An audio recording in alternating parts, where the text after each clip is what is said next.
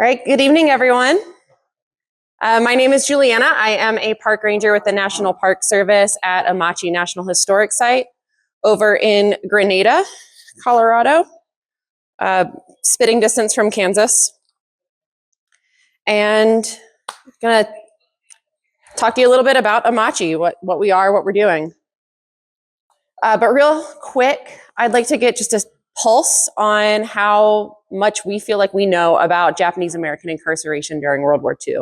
So if I can just get like a show of hands if you want to, like, 1, I don't know anything. 2, you've heard of it before. 3, if you kind of know of the basic story. 4, you're familiar with it. And 5, if you are an expert. Okay. All right. Right on. Cool. No 5, so I don't have to leave. So I'm going to let you do the presentation. So a lot of times when we talk about Japanese American incarceration, the story starts here. If y'all are familiar with this, right? This is Pearl Harbor. This is where the story starts a lot of time. But I think that actually does a disservice to the story, and I want to throw it back a little further. Is that Amache? No, Amazon. The ship that went down. The Arizona. It was Arizona. Arizona, yes. Okay, thank you. No problem. So going back a little bit further, in the late 1800s, that's when the Japanese begin immigrating into the US. Japan lists its period of self-isolation, and you start to see people leaving Japan. Then in 1870, the US passes the Naturalization Act of 1870. Notably, this means that African Americans can now become US citizens. They had been barred from citizenship before. But Asian immigrants are still excluded from being able to become citizens, and this is largely aimed at Chinese immigrants at this time. And then fast forwarding a little bit more, in 1924, the US passes the Immigration Act of 1924, which prohibits people not eligible for citizenship in the Naturalization Act from entering the country. This is also known as the Asian Exclusion Act. So, real quick note, approximately 1/3 of people who were incarcerated during this period of time, during World War II, approximately 1/3 of them were Japanese immigrants. But because of the Immigration Act of 1924, that means all of them had been in the country for a couple of decades, if not longer. And they were not able to become naturalized citizens because of these policies. At the same time, there are also states enacting laws that are preventing Japanese immigrants from being able to buy land. California was kind of the main one, but a lot of other states also followed suit. Despite that, a lot of the Japanese immigrants are still coming to the US and really living out that American dream. They are creating businesses, farms, being very profitable, and really starting to kind of make a name for themselves. Then we get to Pearl Harbor. So on December 7th, 1941, the Japanese armed forces attack the US fleet at Pearl Harbor. Immediately after that, the FBI began arresting Japanese community leaders for fear that they might be spies. Like, we're talking the next day, if you were a prominent figure in the Japanese American community, there's a good chance the FBI is knocking on your door and taking you away. Some of these people would be separated from their families for the duration of World War II. And then 2 months later, 83 years ago today, on February 19th, 1942, President FDR signs Executive Order 9066. Executive Order 9066 allows military commanders to create military zones from which civilians can be excluded. And this specific order did not actually specify any sort of ethnic group, but the curfews and evacuation orders that followed were specifically aimed at Japanese Americans. They did not list anyone else.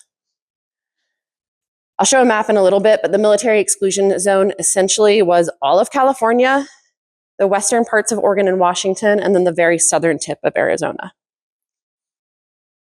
About a month later, there would be another executive order in March that created the War Relocation Authority, And the War Relocation Authority is who oversaw the removal and incarceration of Japanese Americans in the West Coast. So then by spring of 1942, we're thinking like April-ish, you start to see orders like this posted in Japanese American neighborhoods. Bainbridge Island in Washington was the first community that was forced to leave their homes, and they were sent to Manzanar in California. People were given 1 to 2 weeks to pack up anything they could. Whatever they couldn't pack, they had to sell, or they had to find someone to take care of it. They were only allowed to bring what they could carry, so that's 1 to 2 suitcases. And then you can see on some of the bags in that photo, little tags on there. Those were just identification numbers.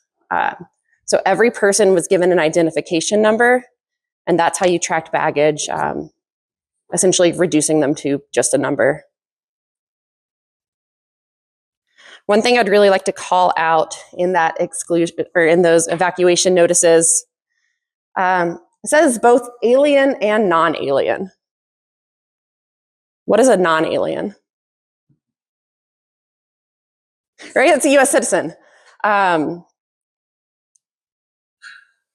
Do you think the American public would have acted differently if they said citizens are being rounded up? I mean, there was still a lot of like racial tension, so I don't know that it would have made a difference, but it's something interesting to think about. While we're on the topic of language, I do want to kind of make a brief statement about what we call these sites. A lot of times we hear them referred to as internment camps.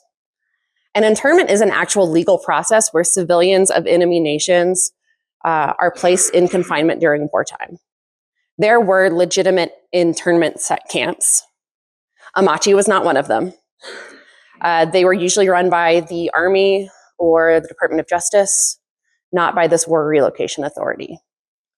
So it is more accurate to call places like Amache, Manzanar, Minidoka, either concentration camps or incarceration sites. I tend to use the word incarceration site because concentration camp has the affiliation with the Holocaust. We were not in the business of systematically murdering people. This time, at least. So that darker shaded area is going to be that exclusion zone. And then these are the 10 WRA sites across the United States. And then Amache is the one that is labeled as Grenada there.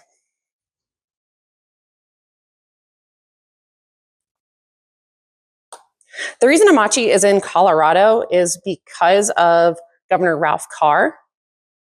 He was incredibly empathetic to the Japanese Americans. He was the only politician to really stand up for Japanese Americans during this time. There was a voluntary evacuation period before the forced removals, where he welcomed Japanese Americans to the state of Colorado, saying, "You can come here. We will not, we'll protect you. We'll take care of you." Once that was over, and they were like, "We are removing these people, and we need somewhere to build prisons to hold them," he was the only Western governor who actually said that they could come here. Figured if they're going to do it, they might as well come here where we're going to take a little bit better care of them. He said it was the American thing to do, the patriotic thing, the decent thing to do. And then the quote on here is from another speech he gave where he really came to the defense of Japanese Americans. He said, "The Japanese are protected by the same constitution that protects us.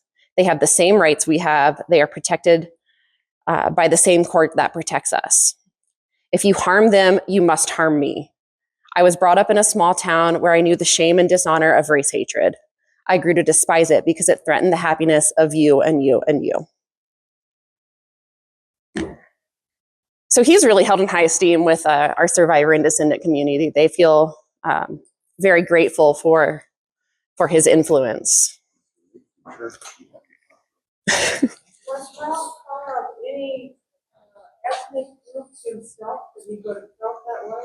Or was he just, English or something like that? Yeah, I mean, as far as I know, he was He was a European American and just incredibly empathetic. Yeah. Side note, if anyone has any questions, just shout them out. Like, we don't have to hold them to the end. So this is an overview of Amache once it's built. Its official name, once again, is the Grenada Relocation Center. It was given the informal name Amache to avoid confusion at the Grenada post office. I don't know if anyone has been to Grenada. It's really small, like 400 or 500 people. And then you have a town that at its peak was 7,500, kind of spring up overnight. Overwhelmed the local post office when people are just writing Grenada, Colorado. So they started calling it Amache to kind of alleviate some of that confusion. The name comes from a Cheyenne woman, Amache Internment. She was the daughter of a Cheyenne chief who was murdered at Sand Creek. And her husband was John Prowers, who Prowers County is named after, and a very successful businessman and rancher in the area. Oh, goodness gracious, went too fast. Of the 10 WRA sites, Amache was actually the smallest. It had, like I said, 7,500-ish people at its peak. About 10,000 people passed through over the 3 years it operated. 2/3 of those, once again, were American citizens by birthright.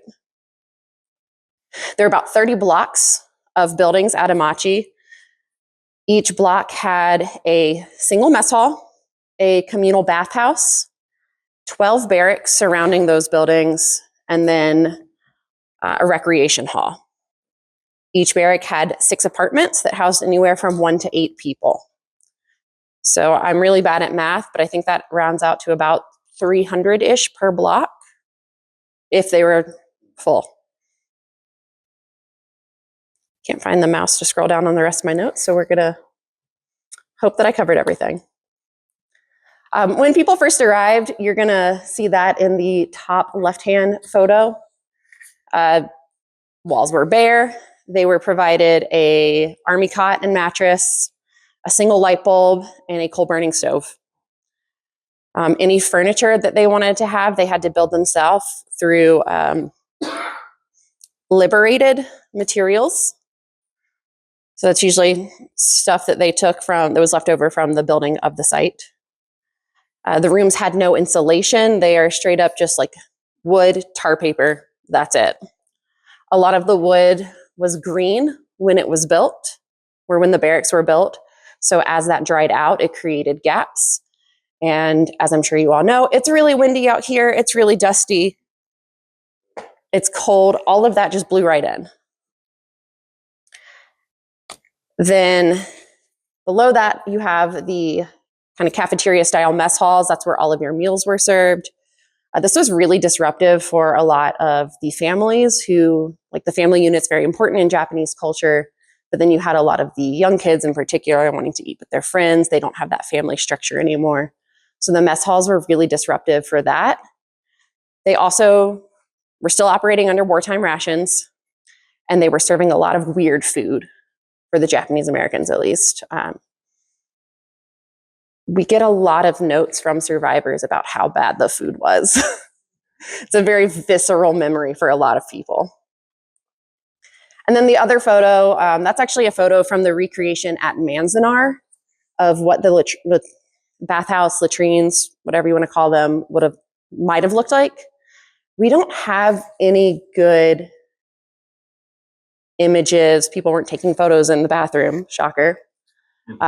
I haven't seen any blueprints. Like, we don't fully know what the ones at Amache looked like. We know they didn't look like this, but it still kind of gives you the concept of that lack of privacy. Once again, very, very disruptive for this community, especially the Issei, who are those first generations, the Japanese immigrants, value a lot of privacy. This was really difficult for them. There are stories of Issei women waiting till like the middle of the night to go take showers to use the bathroom, so they would just try to have a little bit of privacy. Eventually, there were some partitions that were built by the incarcerees, but that was all driven by them. Now, despite all of these like really harsh conditions that they're living in, They really tried hard to create a sense of normalcy wherever they could. There were a lot of gardens built in Amache. We have some really spectacular garden remains that you can see around the barracks.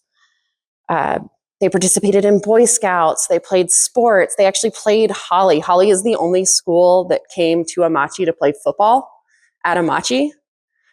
Amache won, so they were undefeated on their home field. And then they had like traditional ceremonies. So I think one of the coolest things about this community is how they really embraced both being American and Japanese. They did not say, just because you put us in these camps because we look like the enemy, we're not going to forego our heritage. We see a lot of Japanese influence in the gardens. This ceremony that I've got a photo of, something called Oban, which sounds very similar to like the Day of the Dead kind of ceremony, but like a way to honor relatives who have passed on. And yeah, just really kind of leaning into being Japanese American.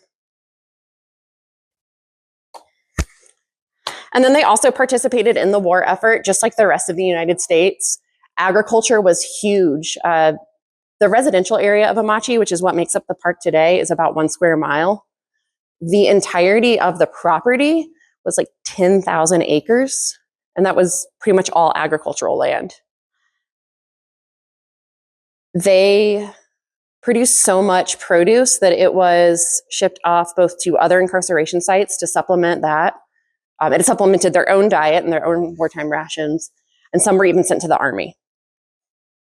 Then the photo to the right of that is some of the silkscreen printing shop.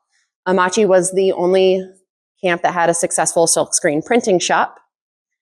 They produced posters for the wartime effort. It was training materials for the US Navy, but then they also produced stuff for the camp, whether it was like invitations to dances or I've got an image over here in this case that was the cover of the welcome booklet that people received when they showed up to Amache. In the lower left, we have, or actually both of the two lower images are speaking to the actual military service of the folks at Amache as well. In January of 1943, the US War Department announced the formation of a segregated unit of the military specifically for Japanese Americans. That was the 442nd Regimental Combat Team. It was made up of second generation Japanese American volunteers from Hawaii and the continental US. There were 953 people from Amache who volunteered to go into military service, whether that was with the 442, the Women's Army Corps, military intelligence, and a few other branches. It was about 10% of the camp, which was the largest percentage of any of the 10 sites. Ultimately, there were 32,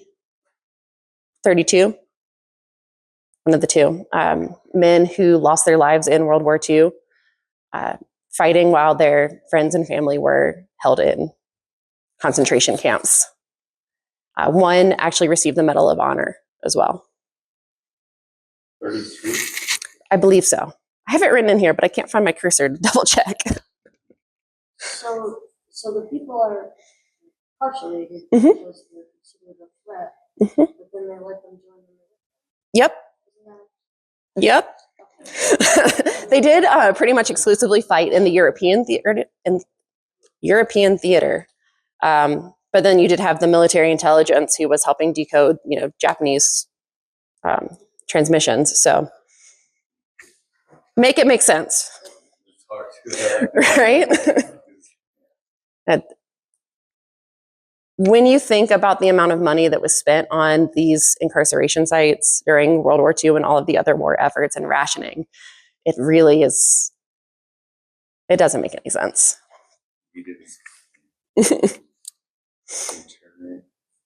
Yeah. And then Amache finally closed its doors in October of 1945. The people who were still there were given $25 and a train ticket to a destination of their choosing. Some people chose to find a new place to live and start a new life. A lot of people went to Denver from Amache, and there's a really large Japanese American population in Denver still, because of the voluntary evacuation prior to this, and then also the people leaving and heading to Denver. A lot of other people chose to go back to California. But regardless of their choice, almost everyone lost everything that they had. A lot of those Issei, those first generation who had spent years building up some sort of wealth, felt that they were now too old to start over. A lot of them fell into kind of depressions. Almost none of them talked about their experience. And that goes for the Nisei and everyone as well. There's a really long period of time where people just tried to move on and didn't talk about what they went through. On-site, buildings were auctioned off or demolished, and then the site itself was bought by the town of Grenada for the water rights. The wells that were drilled to provide the camp with water, I'll still provide the town of Grenada with water. And then after a few decades of dealing with this, you've got the third generation now that was either very young during camp or was born after. And they're starting to learn about this, and the civil rights movement is happening, and they get inspired and start a period of redress. And then in 1988, the US government issued an official apology and reparations to survivors. The reparations were only $20,000 though, and it was only to survivors who were still alive, not their children or anything like that. Yes? Who's the gentleman in the picture? The white man is Lindley, James Lindley, I believe, who was the director of the camp. And I don't recall the name of the Japanese man, but he was the last person to leave. Oh, goodness gracious. So in that apology that was issued in 1988, the government pointed to 3 central failures on the government that allowed for this incarceration to happen. And it was racial prejudice, wartime hysteria, and a failure of political leadership.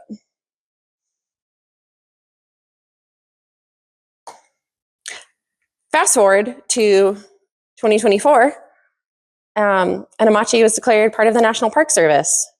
We were actually designated in March of 22 when President Biden signed the Amache National Historic Act into law. It took about 2 years for the land to transfer ownership from the town of Grenada over to the National Park Service. And then we were officially established on February 15th of 2024. So we just had our first birthday on Saturday. We are the 4th of the 10 WRA sites to be added to the National Park Service. You might be thinking, if you already had 3 of them, why are you adding another? In short, each site is different. It tells a different story. We have similarities, but just like you would not expect one site to represent the history of slavery, of the civil rights movement, the American Revolution, any other big chapters in American history, we can't really expect one of these sites to tell the full story as well. One of the coolest things about Amache, and as far as I know, no other site is like this, our barracks were built on concrete foundations, and most of them are still intact and visible. So when we have survivors and descendants come back, we can actually lead them directly to their family's barrack.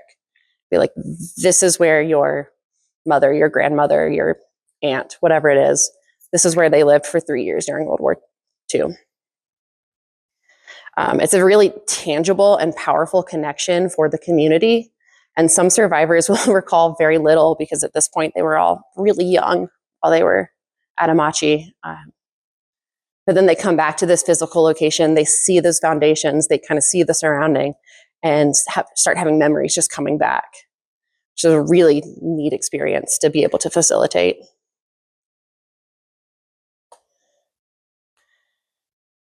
And then lastly, we would not be here as a national park if it weren't for the decades of stewardship that went into the site before we were really ever in the picture. For the last 30 years, the Amache Preservation Society has been the one taking care of the site. They also maintain the Amache Museum in Grenada, which is where my office is located. It was established by John Hopper, who is a social studies teacher, and he's now the dean of students at Grenada High School. And it consists of volunteer students from the school. So it was high school students taking care of this place for the last 30 years. It started off as a classroom project, and now it's a national park. And then we also have a partnership with the Denver University Amache Research Project. It's now the Amache Community Archaeology Project. They've been hosting archaeological field schools at the site since 2008, and they come out every 2 years to do digs. I think almost every block on site has been at least surveyed, and quite a few of them have been excavated as well. So we have this really great knowledge archaeologically of the site and what was happening and what was going on as well. Some of the research that's been done has determined the way the gardeners were able to amend the soil to make it more hospitable to grow plants and stuff like that. Something we'd never know unless you had scientists out on site looking at it and doing that kind of research. And then lastly, we have an incredible survivor and descendant community who has been very vocal advocates for this site since the 70s. This May, we're coming up on our 50th pilgrimage. So every May for the last 50 years, survivors and descendants have been coming back to Amache to pay tribute, both to the people who did not make it out of camp and those that did. So with that, if you'd like some additional resources, I've got a few here. We're also on Facebook. I try to share out stories at least once a week as best I can. If y'all have any questions, I would be happy to take them. No, but I can get something sent out over here for you to, yeah. Is it on your brochure? Some of it is, if not, I will send this to you, if that's helpful. All right. Is there an existing cemetery? There is, yes. So the cemetery, I don't know why I don't, actually, this is the cemetery in this photo. So there's about 7 grave sites left. A lot of people were cremated and then their remains were taken back with them. Like I said, there are still 7 people buried at the cemetery. And then this is a monument that pays tribute, I think it was put in the 70s, to specifically the folks who gave their lives during World War II, but then also just everyone who was at Amache. And then there's a building that's got another monument that was put in as the camp was closing in 1945 that does a similar thing, pays tribute to everyone who lived there and went through this experience. Yes? You said that was the highest number or the highest percentage of people that from this camp that enlisted. Yes. Do you have any speculation on why that might be? Not entirely. There is some thought that the parts of California that people, because everyone who was at Amache came from California, and the parts of California they came from tended to be a little more conservative. So there's some thoughts that might have played into it. I also think that people were treated pretty well at Amache versus like Tule Lake and Manzanar and Topaz, where we know there were people killed by the guards. Nothing like that ever happened here. So I think maybe there was a little bit more of a feeling of, yeah. Still Yeah. I personally don't know that I could do it. So like all the power to them. I think I'm a little too spiteful. Was it surrounded by fences and all that, like prison? Yes, it had barbed wire. It was had guard towers sporadically around it. Yes, and those guard towers were manned by armed guards. They're German Shepherds. That being said, after I think about a year, a lot of those guard towers were no longer armed because they realized that these people weren't a threat. But one of our reconstructed buildings on site, if you're to visit, maybe when it warms up a little bit, we do have a reconstructed guard tower there. Yes. Yeah. How many buildings have So we have, yeah, so there's a reconstructed barrack. There is a partially original rec hall. We have the reconstructed guard tower. And then there is a water tower that is actually the original tank that has been restored to the site. Where are you from? South Carolina. Not anywhere close by. You're from Southeast Colorado, right? Yes. Since those buildings were poorly constructed, Mhm. not insulated well and drafty, was there kind of a high death rate among those people during the winter and catching pneumonia and that sort of thing? Officially, there were 120 deaths over the 3 years. That being said, the number is probably actually a little closer to 140 that stopped counting stillbirths.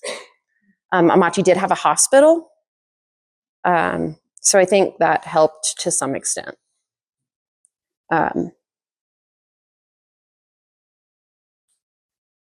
You had your hand. Is the pilgrimage that's coming up in May, Mhm. is it open to the public or is it just? It's open to the public. Yeah. And you can go to amache.org and there's like some information on that. And when like the registration and stuff gets put up, it'll all be on there. Oh, I was wondering about hers. What's the pilgrimage? Is there in Grenada or what? Yeah. Kind of, Yeah, so it's in Grenada. It kind of alternates between like the high school and on site for various things. And then it's almost like a big family reunion. Everyone's kind of coming back and like paying tribute. Yeah, it's one of the coolest things I've done with the National Park Service is being a part of that pilgrimage. Yeah. It's interesting going out there and reading all the plants that are there, because they had a grocery store. I mean, they made this their own community. It was a fully functional town. It was the 10th largest population center in Colorado at the time. And it was more densely populated than New York City. And it just, at the time, sprang up overnight in rural Colorado. From what I understand, they were treated so well, and they made it the best it could be, the gardens and all that. They really didn't blame anybody. So there, They made the best of what they had. yeah, there is this concept of gaman that we hear a lot of survivors and descendants talk about in reference to this. And it comes from Buddhism, I believe, but it means to bear the unbearable with dignity.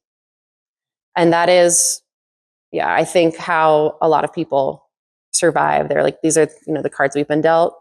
We're going to do what we have to do to get through this. What did you call it? Gaman? Gaman, Gaman.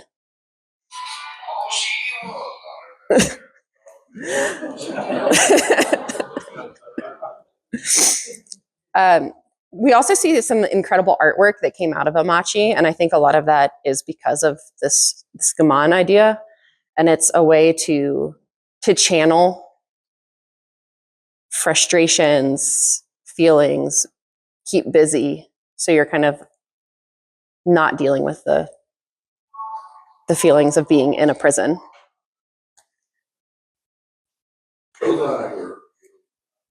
Oh, yes. So speaking of artwork, I brought this from the museum. This is a vase that was created by an incarceree made out of yucca root. So, like I said, a lot of the art that came from Amache was through found foraged materials. They realized yuccas have big, thick, woody roots. They dug them up. And there are at least a couple vases that look like this that I've seen in photos. I think this is the only one we have at the museum. But then we've also got a descendant who has this really incredible yucca root sculpture at his home in California that he's shown me photos of that his family brought back.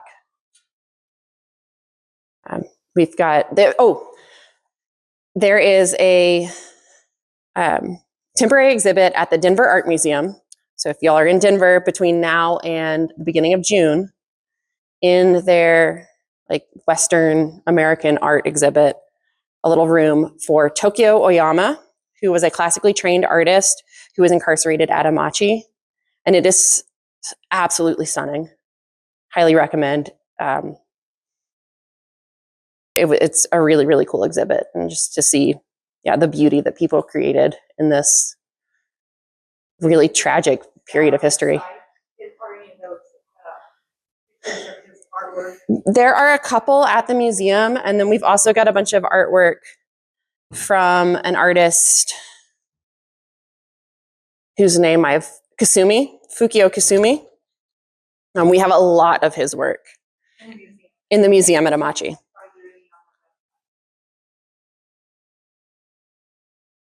There might be some on Amache Preservation Societies. We have a Mellon Fellow that we're working with that is writing an article right now for us about artwork at Amache. So that will be up on our website hopefully soon.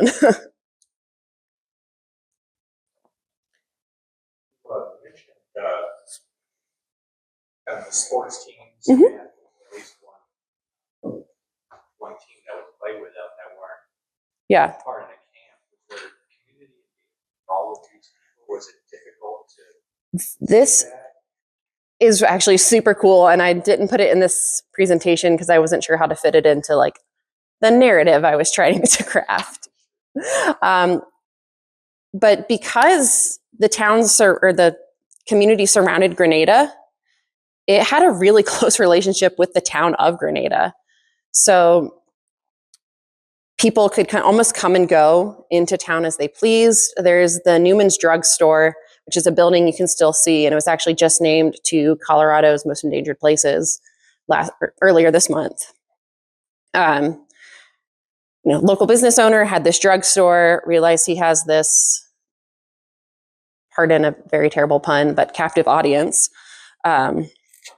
And he starts importing sake. We have stories of people going down there to buy, candies and sodas and stuff like that.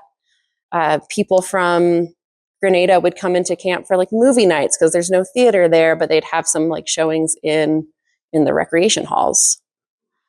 And then, yeah, so they had jobs. It was, kind of meager wages. You're looking from like $13 to $18 a month. But they did have money to spend. There was actually a co-op on site as well that had stuff like that. But then also in the town of Grenada, right next to the drugstore, was the Grenada Fish Market. That was actually run by an incarceree. He had a market in LA, used his connections in LA to get sashimi grade fish shipped from California to Colorado. And that was so successful that when the camp closed, he moved to Denver and kept doing it there. So some really unique relationships with the town of Grenada that the other sites didn't have because they didn't have other towns nearby, which is really cool, and also cool to see that relationship. I've continued into now the Amache Preservation Society and the way that town has really rallied around its establishment as a national park. Is that unique to Amache among the other? Yes. They also worked a lot of the farms, they worked with them too. Yeah, so people were able to get leave to go work on farms across Colorado to help with like the harvest and stuff like that. Yeah. How the location was selected? They were looking for places far away from any military installations and close to a railroad. So the final two selections were Grenada and Holyoke. And then they ultimately decided on Grenada. So I was pleased to hear that they had a Boy Scout troop. Mhm. Did they participate with other Boy Scout troops in Lamar and Holly? Not that I have heard.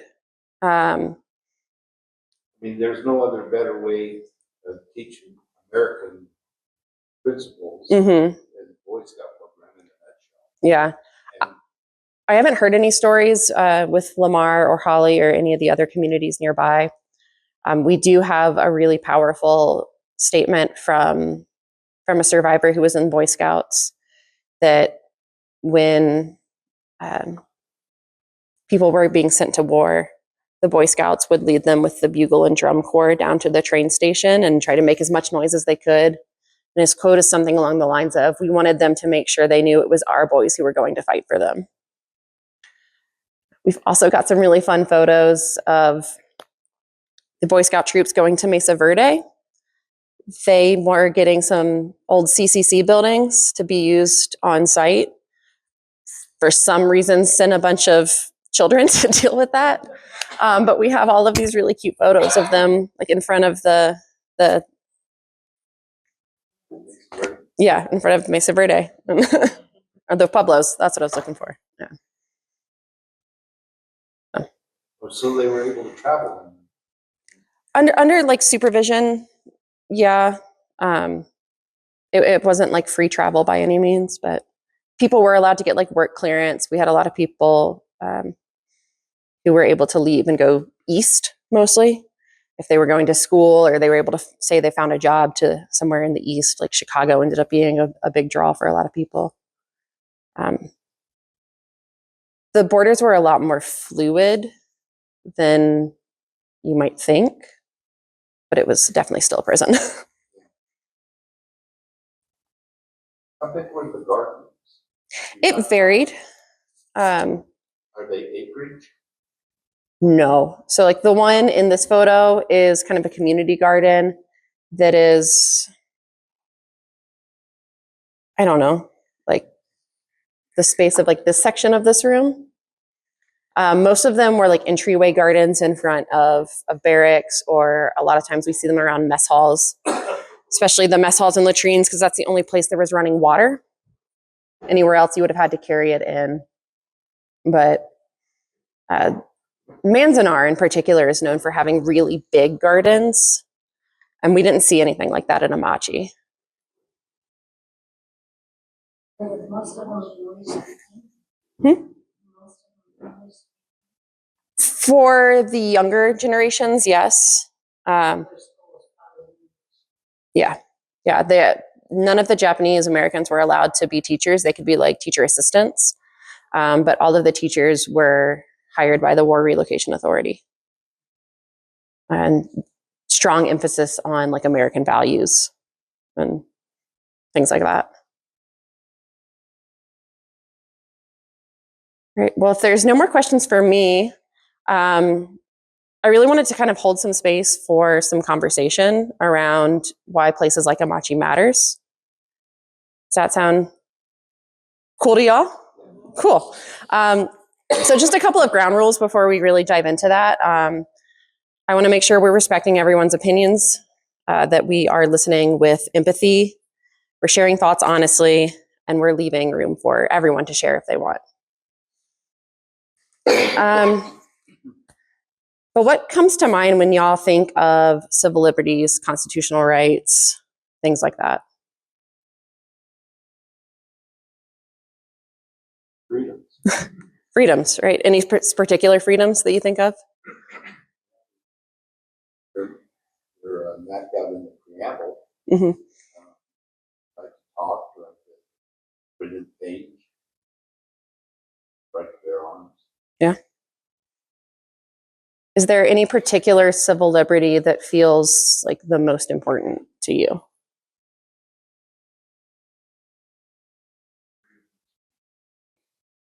Yeah. How would you feel if that was taken away from you?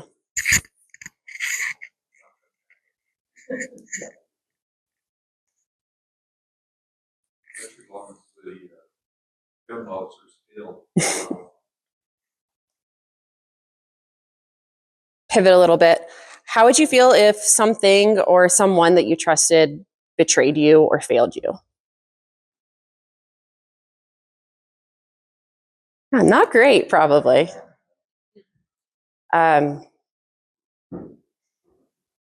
kind of what was happening here, right? Is we have American citizens who have certain rights. They have the right to, due process. They have the right to speech, and that failed them. We did see some court cases challenging that, and the most famous one is probably Fred Korematsu. He actually evaded the relocation orders for a while. And his case went all the way to the Supreme Court. The Supreme Court actually ruled against him and said that these were for military necessity. At the same time, there was another court case going through. It's Ex parte Endo was the court's name, or the case's name, where she was, challenging that she didn't get due process. Surprising. This happened at the same time. The court case Supreme Court ruled in favor of her. So we have these kind of conflicting cases coming from the Supreme Court. But we see a lot of these kind of broken promises within like what the Japanese Americans were promised through the Constitution and what they actually experienced. I heard a story from my dad, who was in the Korean War, but he said that when Pearl Harbor was bombed, people were just terrified. Mm-hmm. And that's why that whole part of the country was shut down, because they just knew that they were going to come over water to attack the United States. Yeah, so there was this huge like hysteria and fear and you didn't know who was yeah. good and who wasn't, and so they just routed everybody. Yeah, which is a wonderful segue to my next question. What rights would you be willing to give up in the name of safety?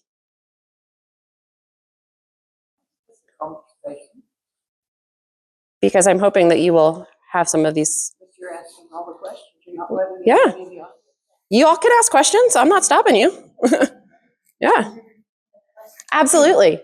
What rights would you be willing to give up in the name of safety? You said what rights? or What rights? What rights? Like Oh, whatever you feel is a right that you own. What would you be willing to give up in the name of safety? Historically, Americans have learned quite a lot of them by example. Fear is a very powerful thing. The same patience that the normal person would receive that. Nationals starved to death. Support. All lost. Wasn't quite as tragic on the U.S. side. Selling their own citizens. Yeah. Sacrifice. Yeah.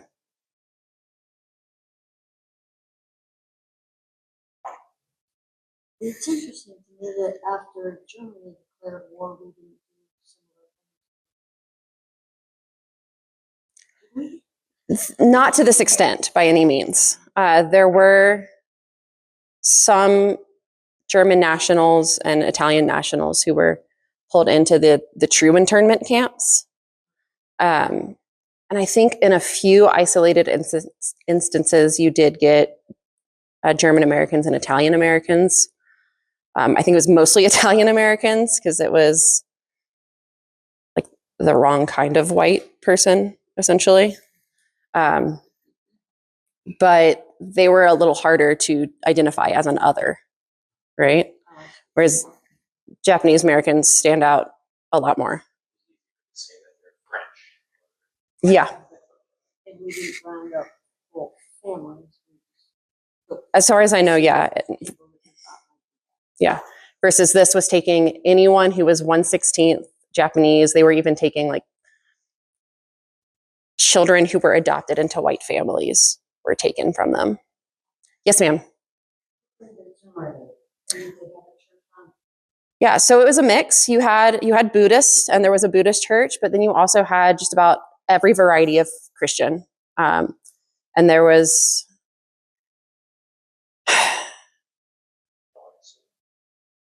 Shinto was illegal, I believe. But it was some variety of Buddhism. Yeah. Yes. And then I want to say that there was technically just one church. It was the Grenada Christian Church but they cycled through the denominations that were preaching. If I'm remembering correctly, I might be wrong on that. I know when you go to the cemeteries, they still come with tombstones. Yeah, yeah. And that's, there's a lot of Buddhist influence within the cemetery. Part of that is kind of like the paying honor and like not forgetting the people who were there, because that's like a big kind of taboo in Buddhism. There's the lanterns that are there. That's to help kind of like the spirits find their way back between the worlds. So there's a lot of Buddhist influence, but it was not the only religion on site by any means.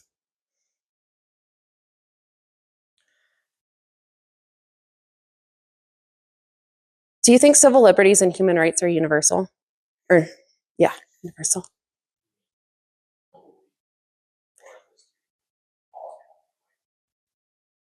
Yes. However you want to interpret that. Yeah. Yeah. Like, or do you think that should like should we all have these civil rights, these civil liberties, right? Yeah. We should all be treated equal. Yeah. Absolutely. Yeah, that's like the whole point of the country, right? So when we're thinking about sites like Amache, like what role do places like this have in our society today? Why do we care? What is the big why behind? Yeah. We need to know about this. Yeah, absolutely. Reason to go to see Top Castle. Yeah. So it never happens again. Stop isolating nationality of people. Absolutely. Today, Yeah. when we had COVID, the Asian people were starting to be attacked. Absolutely. Yeah. I mean, it's wrong. One of the big parallels that we'll see the community draw to is the post 9/11 like Muslim hate that a lot of Middle Eastern people got. And there's a lot of parallels that the community feels with how all of that went down. Well, it's exactly what happened. Yeah. Yeah. So when we're thinking about places like Amache, and it's, like I said, to me really represents this failure to protect our civil liberties. And we have these really lofty ideals of what this country should be and what we should be doing. And this is kind of like one of the ultimate times where we fell short of those ideals. Who was the president that said that? Franklin D. Roosevelt. Yeah, it's like his biggest stain on his presidency, right? I think a lot of us remember him as a really positive president, but he has this huge shadow over his presidency with this incarceration story. Earlier, time that while ago that these civil liberties must given up by the American people. All the American people really had to not stand in opposition to it. It was only 2 or 3 handful of people are these kinds of drastic changes to such a small. Yeah, The protections that we believe in don't exist. Yeah. They're not. Yeah. It's one of the questions I didn't ask. I had a whole big list. Is what rights would you be willing to ask others to give up for your safety? And that's kind of what we have happening here, right? Is like we ask a certain part of the population to give up some of their rights so we would feel safe.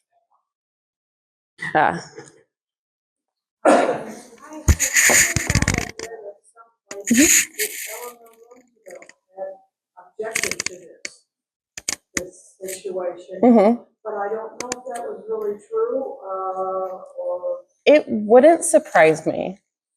no, it wasn't either, but, maybe it wasn't true, maybe somebody just, did a nice fail. Yeah. Or maybe it really was true. When you read reports of some of the big names in this experience, you see how much their positions changed. Like I want to say, been a while since I read this, that FDR was actually against it when it was first brought up. But he was then convinced through these other people that he had to do this, right? And the head of the Western Defense Council was also initially against it, and then pivoted super hard and was actually like, all Japanese need to be in a camp. I don't care. Every single one. So people's positions shifted a lot pretty quickly through this. So yeah, it wouldn't surprise me at all if she had said, hold up, no, this is not okay. Do you know if there were any people that when the authorities came and said you were gonna Mhm. buy their house, their neighbors, watch it happen? Is it like Germany? Did they just say, "Oh, that"? I haven't heard of any stories like that. That doesn't mean it didn't happen. Just means I haven't read it yet. I've only been in this position for like a year or two, so there's still a lot that I have to learn. Side note, my background's in biology, so like wildly outside the scope of this, but yeah, so I'm learning every day. If there is a story like that, I just haven't seen it yet. To some extent, a lot of it happens so quickly that my mom has told stories of, you know, whole families in the middle of the night. Mhm.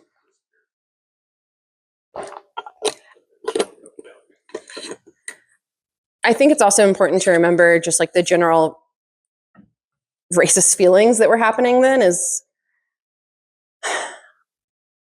a lot of people wanted them out of their neighborhood. They didn't want them there, so it was like a, yay, good, the government's rounding up the people that I don't like, that I'm scared of. I do know there are cases where neighbors would say like, I'll hold on to your things, and actually did it. So there are a lot of people who had said, I'd hold on to your stuff, and then they sold it or let it fall into disrepair. But those are more of the stories I've heard is, yeah, people saying they're going to hold on to their stuff and actually following through with that. Yeah.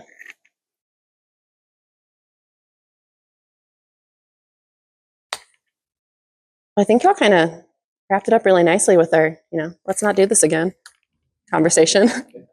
So I have no further questions. Yes. On the property when they were relocated there and stuff, everything, houses or businesses. Mhm. They lose them.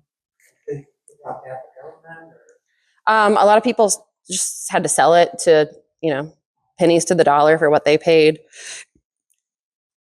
There's one actually really interesting story. There was a family in California who had a rice farm, and he was so successful at farming rice, he became known as the Rice King of California. When the forced removals happened, they started to like shut down their farm and do all this stuff. And the government said, no, you're actually a military necessity. You have to keep this going. So they, I think, entrusted it to some white neighbors. They left. When they came back, most of their stuff had been sold off. Also those stories that the farms got taken over like that, Mm-hmm. and the neighbors stepped in. Yeah. And they did get released from watching each of the camps. They came back to those farms, and those farmers kept that farm in good shape for them. Yeah. So there's Gave them the land back. some really great stories like that, but those seem to be few and far between, unfortunately, and almost everyone lost. There's a lot of good stories about Mhm. people and Yeah. their experiences through the whole thing, what happened before, what happened Mhm. after. There's some videos and stuff around about them. Yeah. Yeah. So there was some, more hopeful stories that came out of all of this, right? How Yeah. much time did they have when the order went out? How much So time did they have to back up? when they got these exclusion notices, 1 to 2 weeks usually. Yeah. I think it was kind of like a rolling process, right? So I think a lot of people saw the writing on the wall, knew it was coming, and could start ahead of time. But as soon as those started popping up, yeah, you were given a couple weeks. And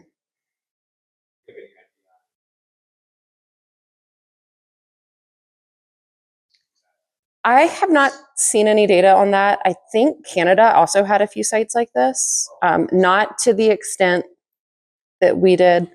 And by no means am I an expert on Canadian national history, so I can't verify that. But I do think I read somewhere that Canada also did this to on a smaller scale. Yeah.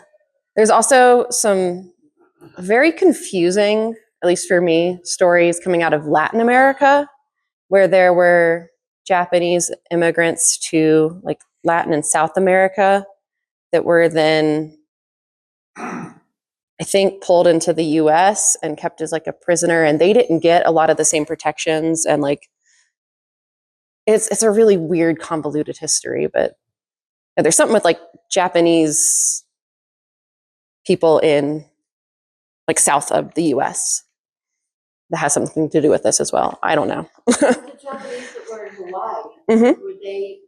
was there a camp that they were just left to? They were put under martial law for, I think, all of the time. But there was such a huge population of Japanese people in Hawaii that it would have crashed the economy of the Hawaiian Islands to remove them all. So there were some camps in Hawaii. Honolulu is the one within the Park Service. And I believe it was run by the Army. But it's, yeah, kind of separate from this experience, like shared to some extent, but outside of what the War Relocation Authority was doing. Yes. I'm very hard of hearing, so I may be repeating some of the things that have already been discussed. Mhm. My knowledge is the government figured out that the Japanese were very honest to this country. I mean, when they came, they gave Japanese away, and they regretted kind of putting these Japanese in these camps years later because they found out how true the Japanese were to this country. Yeah. And through the Japanese is kind of what won the war, because we had Japanese interpreters listening Yeah. to the Japanese. And what really won the war was the Indians. They used the code. Oh, the Navajo code talkers. Yeah. Yeah. And the Japanese could never figure out exactly what the US was. So the Japanese played a major part. Absolutely. Yeah. Yeah.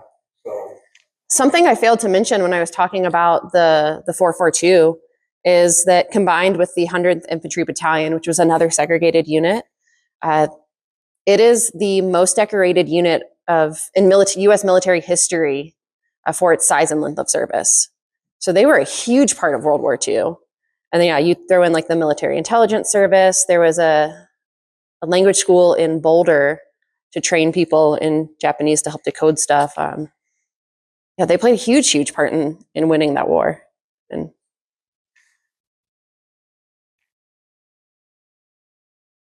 any other questions? You had a question.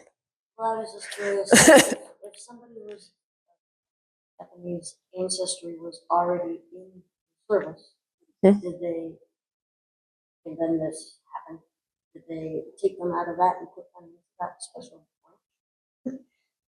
I think so. I feel like I've read something, but I can't remember the actual answer right now. Yeah. But they served in Germany, right? Germany, Italy. Italy. Some portion of the 442 was actually part of, they didn't liberate like the actual camp of Dachau, but there was, or Dachau. The Germans were marching prisoners from Dachau, and they came across that and were able to liberate those people. So there's some ties to like the liberation of the concentration camps with the Japanese American units. What I found so interesting was the amount of people that were down there, like 7,000, 74. At Amache, at a month. 7,500-ish. 7,500, yeah. Upwards to 10,000. Yeah. Yeah, and that's the smallest out of all the sites. The largest, I believe, was Tule Lake in California, and it, at its peak, I think, had 18,000. It was 120,000 Japanese Americans total, over 120,000. So unless people's families, never lived on the West Coast or immigrated after World War II, it's kind of hard to find someone who isn't touched by this story within the community. At least I found, like, someone's got, a grandparent, an aunt, an uncle, so-and-so who was at one of these sites. There was a minister here in Rocky Ford. He went to the Disciples of Christ Church, and he taught English to the Japanese folks around it. Do you remember his name? Was it Sakamoto? Yes. Sakamoto? Yeah, I heard about him. And yeah, but that was after World War II, right? Yeah. But he played a big part in the Rocky Ford area, teaching Japanese folks how to speak. I don't think it was ever very much. Sakamoto. No, he wasn't. But he did. Because of the voluntary evacuation period, and a lot of the people who immigrated from Japan were farmers. Agriculture was a really big industry within Japanese Americans. And agriculture is such a big, thing out here. You did see a pretty large influx of Japanese people to Colorado, and not just like the Denver, Boulder area. Oddly enough, a family friend of mine, or my parents really, their son is like a couple years younger than me. They have Japanese ancestry. The son, who's around my age, his grandmother is from Lamar, Japanese, but not because of Amache. Her family was here, presumably, farming. The railroad. Yeah, or railroad. Actually, most of the Japanese in this area are not here from Amache. Yeah. I talked to some of the Japanese here. Mhm. They were actually established and farming here.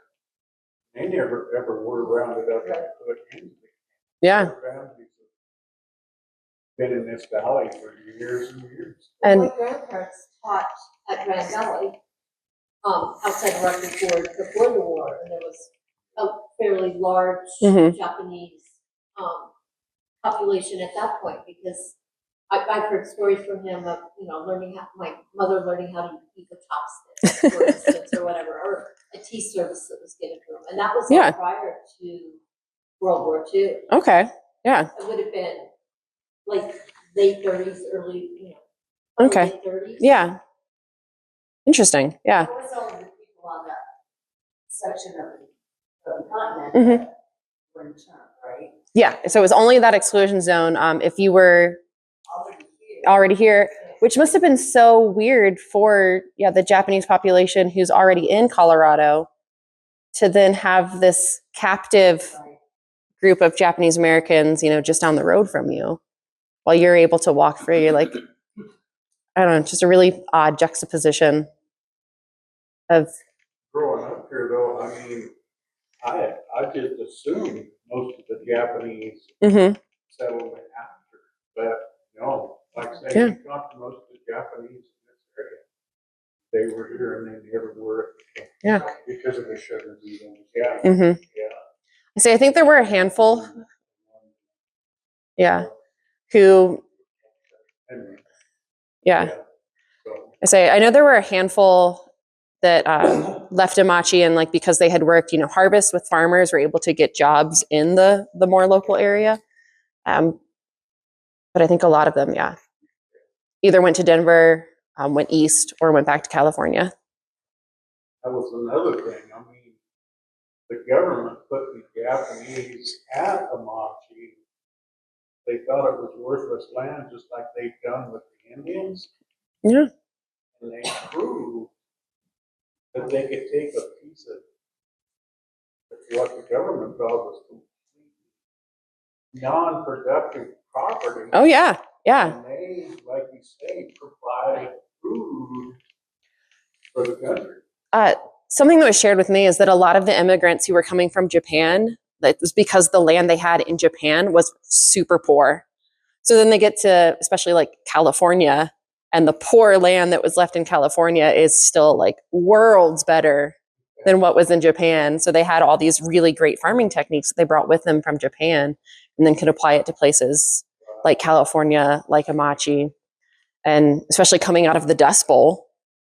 And Amache was also the only site that was built on private land. All of the other was public land that was grabbed for these sites, but they condemned a ranch, bought it for really, really cheap because, Dust Bowl prices, and turned it into an incarceration site. So. Quite the history. It's. I want to say thank you for coming out. Oh, absolutely. Yeah, no, this is great. Thank y'all for having me.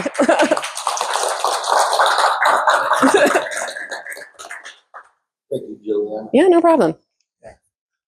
Just be very careful when you're walking out on the ice. It's